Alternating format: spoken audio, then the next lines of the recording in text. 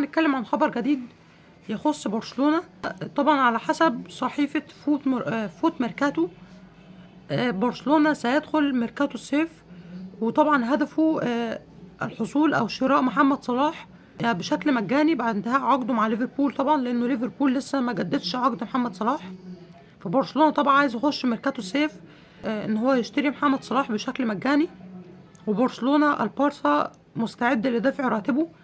فان شاء الله باذن الله هتكون صفقه اسطوريه جدا صلاح للبارسا. باذن الله برشلونه يدخل بقوه ان هو يشتري محمد صلاح يعني بشكل مجاني بعد انتهاء عقده مع ليفربول.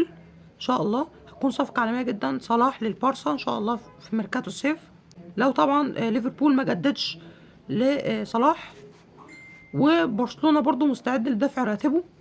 يبقى رسميا حسب صحيفه فوت ميركاتو برشلونة سيدخل ميركاتو الصيف وهو يريد أن يشتري محمد صلاح بشكل مجاني، والبارسا مستعد لدفع راتبه.